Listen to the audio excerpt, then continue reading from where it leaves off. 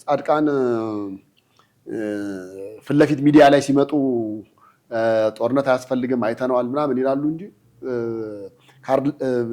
የውስጥ ሐሳባቸውን ግን በደንብ ዝም ብለህ ስታየውና እንደው የኚህ ሰውዬ ኢንቴንሽን ምን ይሆን ብለህ ስታስብ በእርግጠኝነት ነገሮችንም ስትገጣጥም ካልደፈረሰ አይጠራም የሚል ነገር እና ማለት ይለይልን አይነት ነገር ባህር በርን ኦን የማድረግ እቅድ አለ ማለት ነው። ሶስት አንድ ባይሆኑ ነው ለእንትን ሊያለባብሱት አይችሉም። ወታደር ናቸው እሳቸው። ቆፍጠን ያለ ንግግር ነው የሚናገሩት። የሚጠበቀውም እሱ ነው። እንደ ፖለቲከኛ ዲፕሎማሲያዊ እንዲሆኑ አትጠብቅም። መቼም ከኤርትራ መንግስት ጋር እየተነጋገርን ነው ይሰጡናል ብለን እናስባለን። ይሰጡን ከሆነ እንግዲህ ልምምዳችሁን ቀጥሉ ሊሉ አይችሉም። በነገራችን ላይ ጄኔራሎች ከሀገር ጥለው ጠፉ፣ ወጡ፣ ቀሩ ማለት የሆነ የታያቸው ነገር አለ ማለት ነው። ጦርነቱ ቢጀመር የማሸነፍ እድላቸው ምን ያክል ፐርሰንት እንደሆነ ያውቁታል።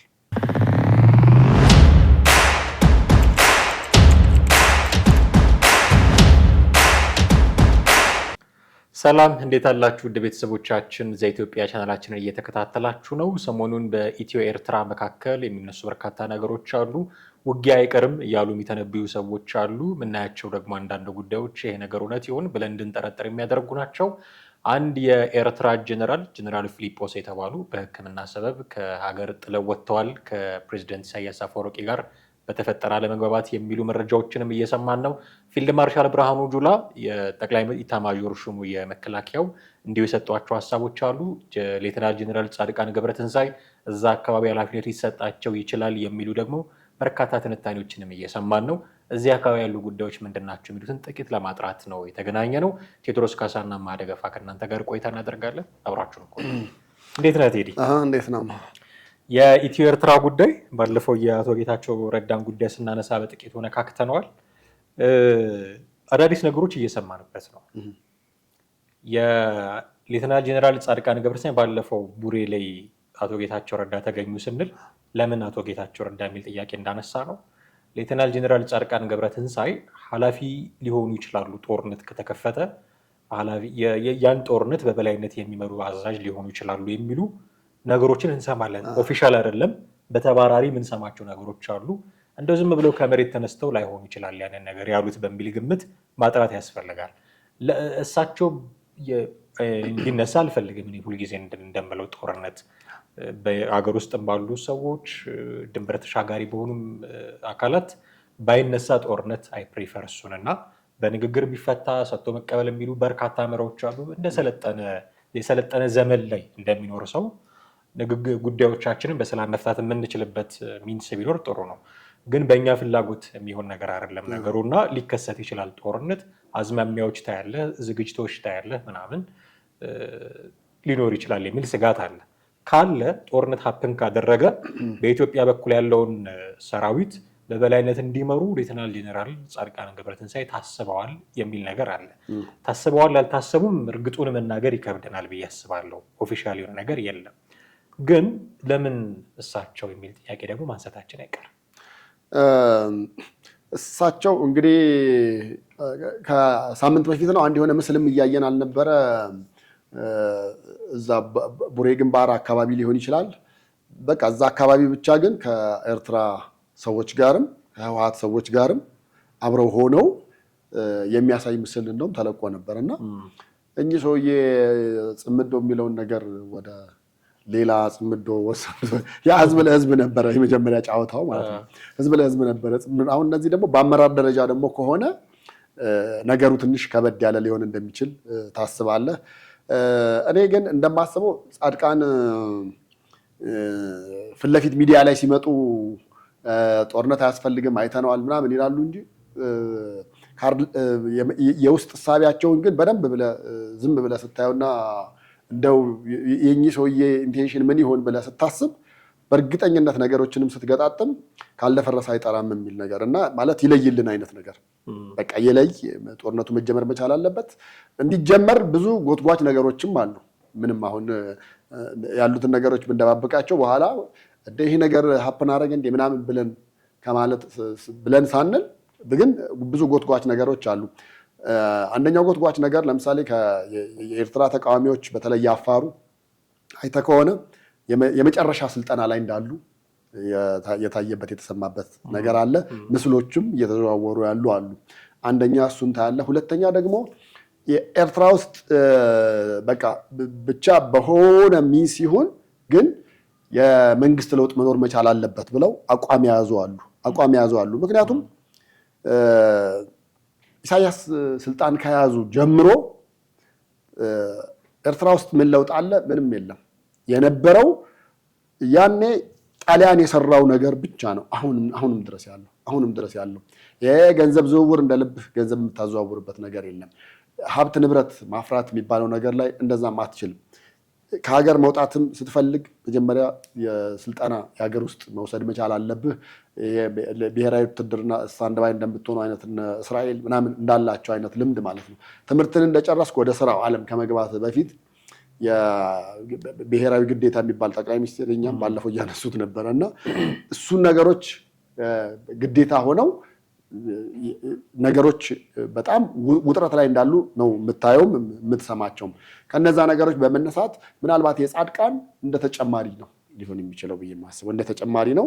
ቦታውንም ደግሞ የበለጠ የሚያውቁት እንግዲህ ሙዝ ልጦ የመብላትን ያክል ይቀላቸዋል ብለህም የምትላቸው ሰው ናቸው እሳቸው። በዛ ልክ ነው እንግዲህ ወደ ኤርትራ ምድር ላይ ያሉትን ነገሮች ካርታዎቹን ሙሉን የሚያውቋቸው ስለሆነ ምንም እሳቸው ቦታው ላይ ብታደርግ ጥሩ ውጤት ሊመጣ ይችላል። የሆነ ነገር ሀፕን ሊያደርግ መቻሉ እንደማይቀር እያየን ያለነው ነገር አለ። አሁን ምናልባት ይመስለኛል ከሁለት አንዱ ጋር ልክ ሩጫ ውድድር ሲጀመር ፊሽካ እንደሚነፋው ሽጉጥ እንደሚተኮሰው እንደዛ አንድ ፊሽካ ብቻ የምትጠበቅ ይመስለኛል። ወይ ደግሞ አንዱ ጥይት ከአንዱ አንግል መተኮስ ብቻ ነው። ከዛ በኋላ መጀመሩ የማይቀር እንደሆነ ብዙ ማሳያ ነገሮች አሉ ብዬ አስባለሁ። ትልቁ ጉዳይ በሁለቱ ሀገሮች መካከል ባህር በር ነው። እንደምታውቀው እሱ ነው በደንብ ትኩሳቱንም እንደዚህ ያጎነው። ባህር በርን አስመልክቶ ፊልድ ማርሻል ብርሃኑ ጁላ በቅርቡ ባለፉት ቀናት የተናገሯቸው ነገሮች አሉ። አሁን ቁመናችን ላይ ነን፣ የባህር በር የማግኘት ቁመናችን ላይ። ከዚህ በፊት እንደው ድንገት የባህር በር የምናገኝ ከሆነ እዛ ገብቶ ኦፕሬሽን እንትን ለማለት ዝግጁ ሆኑ ብለው የባህር ኃይል ስልጠና ምርቃት ላይ ሲናገሩ ምንድነው አለ ማለት ነው። እቅድ የባህር በርን ኦን የማድረግ እቅድ አለ ማለት ነው። ስታንድ ባይ ሆኑ ነው። ሊያለባብሱት አይችሉም። ወታደር ናቸው እሳቸው። ቆፍጠን ያለ ንግግር ነው የሚናገሩት። የሚጠበቀውም እሱ ነው። እንደ ፖለቲከኛ ዲፕሎማሲያዊ እንዲሆኑ አትጠብቅም። መቼም ከኤርትራ መንግስት ጋር እየተነጋገርን ነው፣ ይሰጡናል ብለን እናስባለን። ይሰጡን ከሆነ እንግዲህ ልምምዳችሁን ቀጥሉ ሊሉ አይችሉም። ፍርጥ አድርገው ነው የሚናገሩት። ወታደር ናቸው። ስለዚህ ተዘጋጁ፣ በባሌም በቦሌም የባህር በር ያስፈልገናል፣ እንገባለን ነው ያስፈልገናል የሚል ነገር እና ባለፈው ፕሮግራም ላይ ሳነሳ እንደነበረው በቃ ፈልጓል የባህር በር ለምርጫ ብሎ። እኔ አሁን ለምርጫ ብሎ የሚለው ነገር ላይ ትንሽ ብናወራ ደስ ይለኛል። እውነቱን ለመናገር ለምርጫ ብሎ መንግስት እንዲህ ያደረገ ለምርጫ ብሎ መንግስት እንዲህ ያደረገ። አሁን የባህር በርን ጥያቄ ስታነሳ በነገራችን ላይ የለውጡ መንግስት ከመምጣቱ በፊት እና ዶክተር አብይ ከመምጣታቸው በፊት በነበሩ ምርጫዎች 2007 ይሁን 2002 አምናት ሹር በጣም ፌመስ ቪዲዮ አላቸው አቶ ልደቱ አያሌው። እናንተ የባህር በር የሸጣችሁ የባህር በር ጥያቄ ማንሳት ማለት እኮ ምናምን እያሉ እየተንገበገቡ ሲናገሩ ነበር። የባህር በር ጥያቄ ማንሳት that much valuable ከሆነ አብይ ሲያነሳው ነው ወይ ትርጉም የለሽ የሚሆነው የሚል ጥያቄ እንድንሰራ የሚያስገድድ ነው። አሁን እናቶ ልደቱ የሚናገሩትን ነገር ታውቃለህ። ጦርነት ሊያመጡብን እድሜያቸውን በጦርነት ለመቀጠል ስለፈለጉ ነው፣ ለምርጫ ብለው ነው ምናምን የሚሉ ጉዳዮች አሉ። የጦርነቱን እናቆየውና የምርጫውን እናንሳ። ለምርጫ ብለው ስለ ቀይ ባህር ቢያወሩ ነው የሚሻለው? ለምርጫ ብለው አግባብ ያልሆነ ነገር ቢያወሩ ነው የሚሻለው? እኔ የትኛውም መንግስት ለምርጫ ብሎ ነው የሚሰራው የሚል አቋም ነው ያለኝ። ምንም ነገር ቢያደርግ ችግኝ ቢተክል ለምርጫ ብሎ ነው። ቀይ ባህር አክሰስ ማድረግ እንፈልጋለን ቢል ለምርጫ ብሎ ነው። ተማርጬ ሀሳቦቼን አገሪቱ ላይ ኢምፕሊመንት ማድረግ እፈልጋለሁ ነው። ሌላ ምንም አይደለም። ኮሪደር ልማት ቢሰራ ምንድነው አባይ ግድብን ቢያስመርቅ ምናምን ሁሉም ለምርጫ ሁሉም ለምርጫ ብሎ መጥፎ ነገር አያድርግ እንጂ ጥሩ ነገርማ ለምርጫ ብሎ ያድርግ። አትጎዳም እኮ። ደግሞ የተናገሩት ነገር ነው። አንድም ከዚህ በፊት አዲስ አበባን እንደ ስሟ አበባ እናደርጋታለን ብለው ተናግረዋል። አሁን ኮሪደር ልማት ሲሰሩ ምንድን ነው የሚሉት? ቃል እንደገባንላችሁ አበባ እናድርጋታለን እንዳልነው ይኸው አበባ አድርገናታል። አበባ እናድርጋታለን ያሉት ለምርጫ ነበር። ይኸው አደረግንላችሁም ለምርጫ ነው። 1 ዓመት ነው የቀረው። ይህ አድርገንላችኋል። ከአሁን በኋላም ቃል ብንገባ እንፈጽምላችኋለን። ለምርጫ ነው። ይሄም እኔ ዶክተር አብይም በል አዳነች አቤቤም በል ለምርጫ ብለው ካልሆነ ያንን ነገር የሚያደርጉት ሌላ ለምን ሊሆን ይችላል? ለጽድቅ ምናምን ብለው ስልጣን መያዝ አይጠበቅባቸው። ማዕድ ማጋራት ምናምን ለምርጫ እንጂ ለጽድቅ ቢሆን ዶክተር አብይ ጠቅላይ ሚኒስትር ሲሆኑ አልነበረም ማዕድ የሚያጋሩት። ተራ ሰው እያሉ ያጋሩ ነበረ ምናምን። ስለዚህ ለምርጫ ብለው ነው የሚያደርጉት የሚለው ነገር እንደው ነጥብ ማስቆጠሪያ አይደለም። የትኛውም መንግስት ኢትዮጵያ ውስጥ ብቻ አይደለም፣ የትም ብትሄድ የትም ሀገር ብትሄድ መንግስት ስልጣን ላይ ያለ አካል ለምርጫ ብዙ ነገር ያደርጋል። ልዩነቱ ምንድን ነው? ለምርጫ ብለው የሚያደርጉት ነገር መጥፎ ነው ወይስ አይደለም? ለምርጫ ልለህ ሰላማዊ ሰልፍ ወጥቶ ሊቃወም የመጣን ሰው የምትገድል ከሆነ መጥፎ ነው። ለምርጫ ብለህ አሁን ይታያል አዲስ አበባ ውስጥ እንዲህ አይነት እንትኖች ሰላማዊ ሰልፍ አይፈቀድም ምናምን አይደለ? የድጋፍ ሰልፎች ምናምን ካልሆኑ ብዙ የተቃውሞ ሰልፎች አይተን አናውቅም። ለምርጫ ብሎ እሱን ያደርጋሉ። እሱ ልክ አይደለም። ሰልፎች መፈቀድ አለባቸው። መንግስት ጥበቃ ማድረግ አለበት። እነዚህ ነገሮች መፍቀድ አለበት። ለምርጫ ብሎ ችግኝ ግን ለምን ተከለ እኔ ልል አልችልም። ምክንያቱም ለምርጫ ብሎ እኔ ላይ መጥፎ ነገር እስካልሰራ ድረስ መቀጠል ነው ያለበት። አንተ የምታወዳድረውን ታወዳድራለህ። እንደ ሰው ሀሳብ አለኝ የሚል ያቅርብ። ለምርጫ ብለው እነዚህ ሰዎች የ45 ቀን ኦፕሬሽን እኮ እያረቀቁ ነው። ለምርጫ ብለው አሁን ለምርጫ አይደለም መንግስት እንዲቀየር ነው ይላሉ እንጂ መንግስት ከተቀየረ በኋላ መጥተው አስተዳደር እኮ ማለታቸው አይቀርም። ለምርጫ ብለው አይደል እንደ መስከረም 30 በኋላ መንግስት የለም የሚባለው። ከመስከረም 30 በኋላ መንግስት ባይኖር ኢትዮጵያ ውስጥ የሚፈጠረው ኬዎስ እና ይሄ ለምርጫ ተብሎ የሚደረግ ነው። ለምርጫ ብሎ ቀይ ባህርን የትኛውን ነው የምታወዳድረው?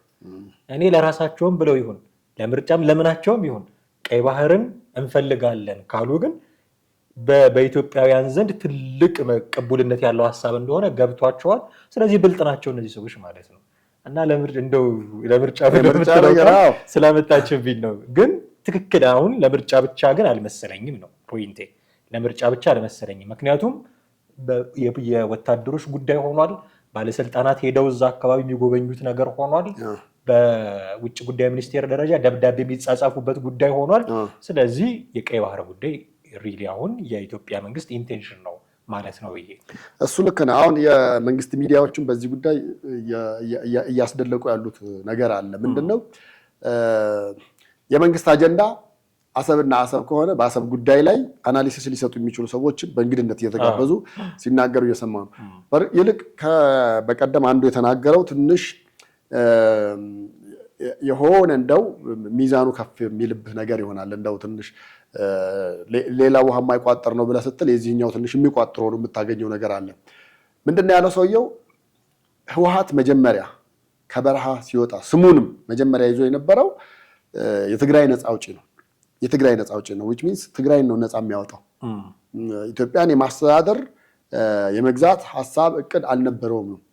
በጊዜ ሂደት ነው የመጣው። እሱ በጊዜ ሂደት ነው። ያው ልጅ እያደገ ሲመጣ ፍላጎቱ የሚጠይቀው ፍላጎት ይጨምራል አይደል? እንደዛ አይነት ነገር እና መጀመሪያ ሀሳባቸው የነበረው ትግራይም ትገነጠላለች፣ ኤርትራም ትገነጠላለች። ግን ኤርትራና ትግራይ እንደ ጎረቤት ሀገራት ሲኖሩ አሰብ ወደብ ደግሞ ወደ ትግራይ እንድትሆን ትግራይ አሰብ ወደብን መጠቀም እንድትችል የማድረግ ሀሳብና እንቅስቃሴ ነበረ። በኋላ እያደር ነው ነገሮች እየሰፉ የመጡት። ኢትዮጵያን ለአንድ ሎክ ያደርጋሉ። ነገር ግን ትግራይና ኤርትራ ደግሞ እንደ ሀገር ሆነው ሁለቱም ያኛውን በቀይ ባህርም ይጠቀማል፣ ይሄኛው ደግሞ በአሰብ ወደብ እየተጠቀመ በምጽዋም እየተጠቀሙ የመኖር የመቀጠል ሀሳብና ፍላጎት ነበር ነው መጀመሪያ መነሻቸው ነው። በኋላ ግን እያደር ምን ሆነ? እነዚህም ክልል መገንጠል ትተው ራሳቸው ሀገር ወደ መሆን ወይ ደግሞ መላ ኢትዮጵያ በእጃቸው ወደቀች። በአጋጣሚ በእጃቸው ወደቀች። ከዛ በኋላ ከኤርትራ ጋር እኮ ታስታውስ እንደሆነ የመጀመሪያ ሰሞን ኢትዮጵያ ውስጥ ጤፍ ተወደደ ሲባል ጤፍ የሄደ የነበረው ወደ አስመራ ነበረ። ወደ አስመራ በቅናሽ ነበረ። በቅናሽም በብዛትም ነበረ የሚሄደው። በኋላ የሁለቱ ሀገራት አለመስማማት እያደር መጥቶ ጦርነቱ ሊጀመር ሲል ነው እንግዲህ ኢትዮጵያ ብር ቀየረች። ጤፍም ወደዛ መግባት ቀረ።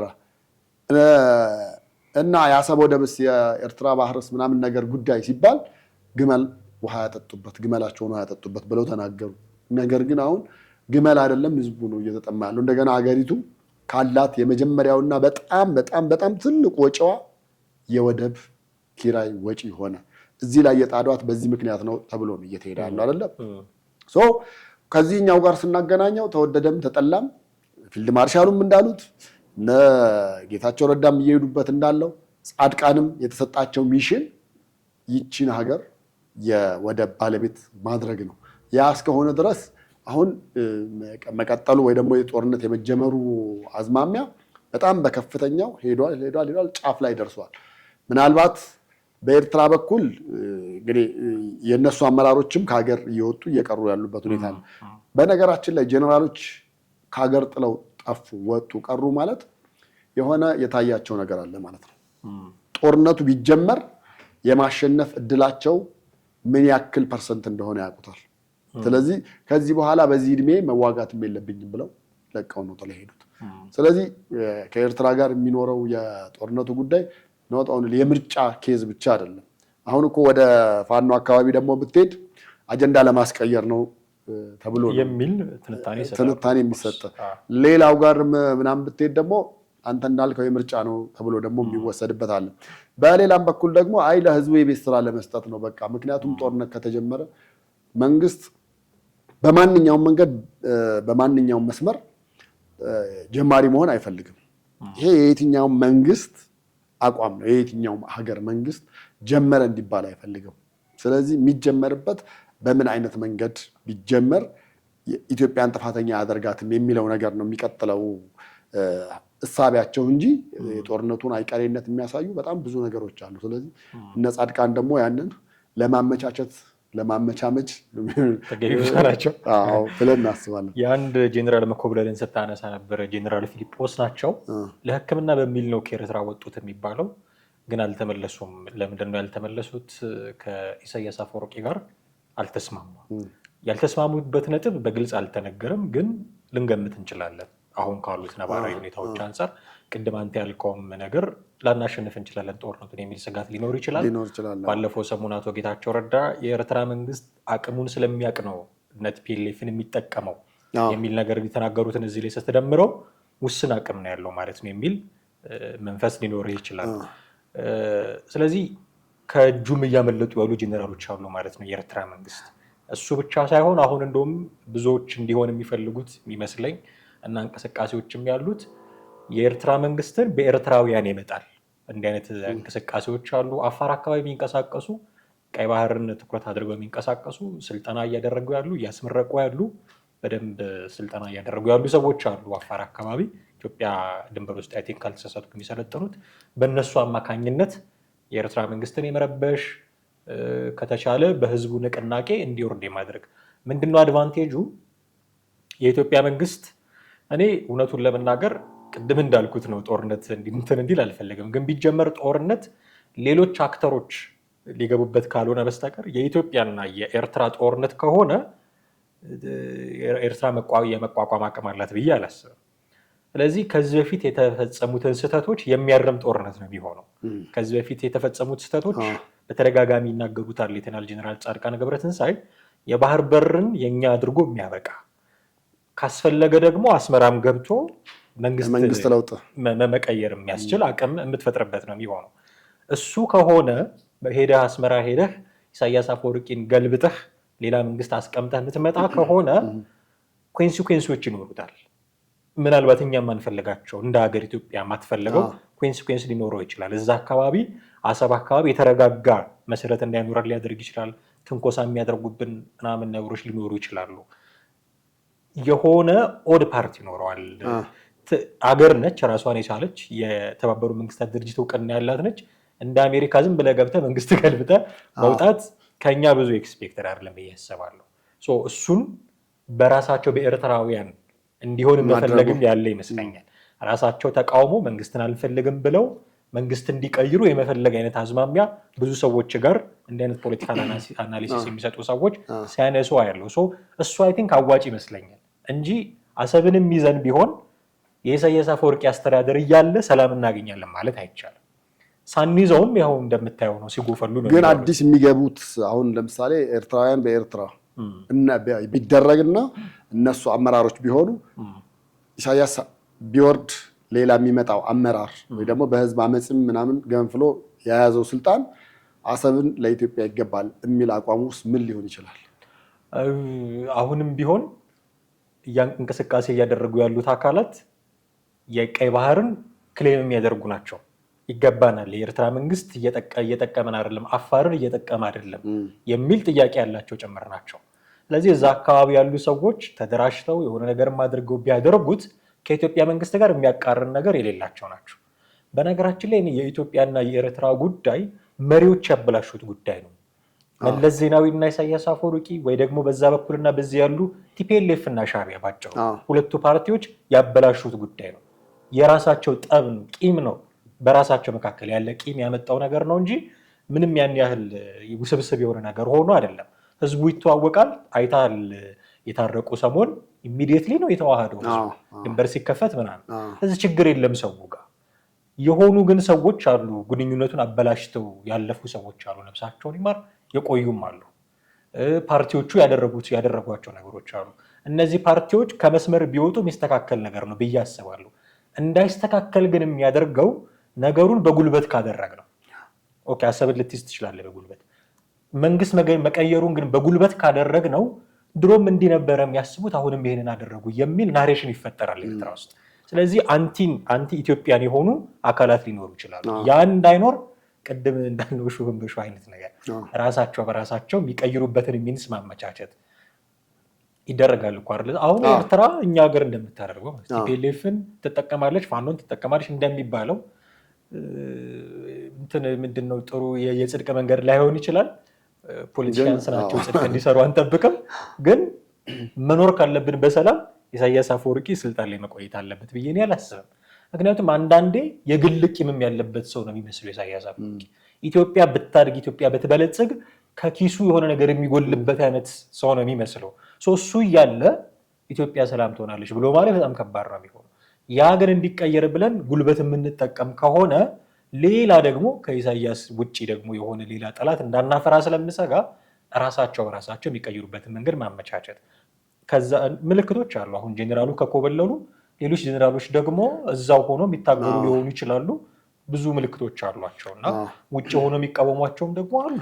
አሁን ይሄን ነገር እኔ በተወሰነ መንገድ አስቸጋሪ የሚያደርገው ምኑ መሰለም፣ ኤርትራ ውስጥ ላለፉት 30 ዓመት በላይ ምንም አይነት ተቃዋሚ የፖለቲካ ፓርቲም የለም።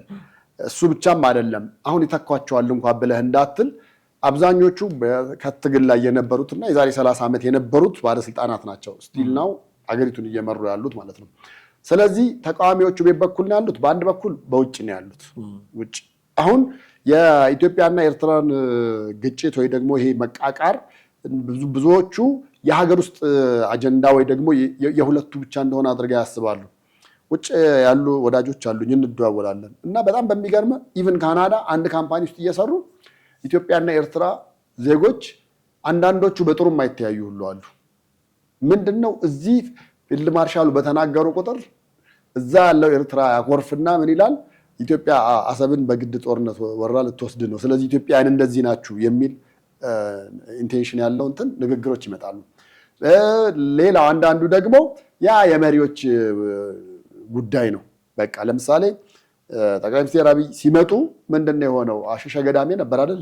ኤርትራ በየቀኑ ፕሬዚዳንት እዚህ ይመጣል፣ የኛው ደግሞ እዛ ይሄዳል። እንደዚህ ያለ ነገር ነበር አይደል? ስለዚህ የገባው ሰው የሁለቱ እዛና እዚህ መሄድ ጦርነት መጀመር መልሶ ደግሞ ነገ ጧት ደግሞ ይጨባበጣሉ። ከዛ በኋላ የሚኖረው ነገር መልካም ሊሆን ይችላል በሚለው ይታሰባል። ከዛ ውጭ ባለው ግን አሁን እኔ ተቃዋሚ ፖለቲካ ፓርቲዎችን አደራጅተህ በተለይ በውጭ አሉ፣ ለምሳሌ በህወሓት ዘመን ተሞክሮ እንደነበረ አውቃለሁኝ። እኔ እዚህ ኢትዮጵያ ውስጥ ቁጭ አሉ 22 አካባቢ ሙሉ ግቢ ተሰጥቷቸው የኤርትራ መንግስትን የሚቃወሙ የነበሩ እና ኢቭን በውጭ የሚኖሩ ዳያስፖራ ኤርትራውያን ሚቲንግ ሲያደርጉ ኢትዮጵያ ውስጥ እዚህ አዲስ አበባ መጥተው ነው የሚያደርጉት። የኢትዮጵያ መንግስት ሙሉ እውቅና ሰጥቷቸው ሆቴል ነው የሚያርፉት፣ የሚበሉት የሚጠጡት እዛው ነው። ሙሉ እኛን የመጽሔት ስራ አግዙን ብለው ነው እንደውም የጠሩት የነበረውና ትግሉን የተመለከተ ነገር መስራት እንፈልጋለን የዚህኛው በሚል ጠርተው ነው እና ስናይ በጣም ነው የደነገጥነው። የሚመጣላቸው የገንዘብ የዶላር ማዕት ምናምን በጣም ያስደነግጣል ስታየው። የሚኖሩት አኗኗርም ምናምን ስታየው የሚገርምህ ነው። በዛ ልክም ማድረግ የሚቻልበት መንገድ አለን የምልህ። በዛ ልክ እዛ ድረስ ሄደህ ተቃዋሚውን አምጥተህ በደንብ ሙሉ ነገር ይዞ ተቃውሞውን እንዲቀጥል ከዛ በኋላ ስልጣን መሀል ኤርትራ ሲገቡ ደግሞ ጸብ እንዳይፈጠር መጀመሪያ እዚህ ጋር ሴታፑን በሙሉ ጨርሰው መሄድ መቻል አለባቸው። ከዛ በኋላ ያለው ነገር ተራ ነገርና አዳው ገብስ ነው እንደሚባለው አይነት ነገር ነው። ለምን ሁሉም ሄዶ ቦታውን ሲይዝ አሰብ ለኢትዮጵያ ይከለላል፣ ይቀመጣል። እንዳልከው ግን ትልቁ ስጋቱ ምንድነው? በኃይል የያዝን ከሆነ መቼም ቢሆን በሰላም አይኖርም። ኢቭን አሁን በነባድመ እንኳን የባድመው ጦርነት እንኳን እኮ በኃይል ተይዟል በሚባል አካሄድ ነው። ከዛ ውጭ ባለው የኤርትራ መንግስት አይደለም ሌላ ሊዋጋለት የሚችል ወጣት ቀርቶ ነባሮቹ ሊዋጉ ይችላሉ። አሁን ያለው ኃይል ሊዋጋ ይችላል። እሱም ብቻ አይደለም የምታስበው መሳሪያው እኔ አንዳንዴም የጠቅላይ ሚኒስቴሩ እንደዚህ ድሮኖቹን ምናምን ሲያሳዩ የማስበው ምንድን ነው፣ በቃ ከኤርትራ ጋር ለምንጀምረው ነገር እኛ መተን አንወጋችሁም፣ ድሮኖቹን መላክ ብቻ በቂያችን ነው የሚል እንግዲህ ድሮኑ ምን ያህል ዶላር ያወጣል በኋላ የምናስበው ሊሆን ይችላል። ከውጭ የሚገዛ ከሆነ ከፍተኛ ሊሆን ይችላል። አመተዚህ የምትገጣጥመው ይሄ ትንንሽ ቦምቦችን የሚይዘው ደግሞ ቀለል ያለ ሊሆን ይችላል እና በዛ መንገድ እጅግ በጣም በቀለለ ብዙ ቀን ያልፈጀ ጦርነት በጣም በአጭር ጊዜ ውስጥ ኤርትራ መሀል ያለውን አመራር ለይተህ እሱን አውርደህ እንደገና ሌላ አድርገህ የአሰብን ጉዳይ ለማድረግ ዝም ብሎ የ3 ወር 4 ወር ስራዎች ብቻ በቂ ናቸው ብዬ አስባለሁ። ቀድሞ ሴታፑ ከተሰራ ካልተሰራ ግን የተራዘመ ጦርነት ሲሆን ደግሞ አሰልቺ ነው የሚሆነው። በብዛት ግን አሰልቺ ባልሆነ መንገድ በዛ መጨረስ ይቻላል ብዬ አስባለሁ። ኤኒዌይስ በርካታ ነገሮች ይነሳሉ በሁለቱ ሀገራት መካከል። እንግዲህ ጄኔራሎቹም አገር ጥለው ከኮበለሉ እኛም ሀገር ያሉት ጄኔራሎች እንዲህ አይነት ቆፍጠን ያለ አቋም ካሳዩ፣ ባለስልጣኖቻችን እዛ አካባቢ ከሄዱ ቅድም እንዳልኩት አለ ማለት ነው። የሆነ ሪል የሆነ ነገር አለ ማለት ነው። ግን ተወደደም ተጠላም የኢትዮጵያ መንግስት ወደብ እፈልጋለሁ የሚል ቁርጠኛ አቋም እንዳለው በትክክል የሚያሳይ ነው ብዬ አስባለሁ። በርካታ ነገሮችን አንስተናል። ጥሩ ጊዜ ነበረን ብዬ አስባለሁ። እጅግ አድርጌ አመሰግናለሁ። ውድ ቤተሰቦቻችን እናንተም ከኛ ጋር ነበራችሁ ቆይታ እጅግ አድርገን እናመሰግናችኋለን። የትኛውም አይነት ሀሳብ አስተያየት ሲኖራችሁ በተለመደው መንገድ ልታደርሱን ትችላላችሁ። የዛሬውን እዚህ ላይ አብቅተናል። ጤና ይስጥልን።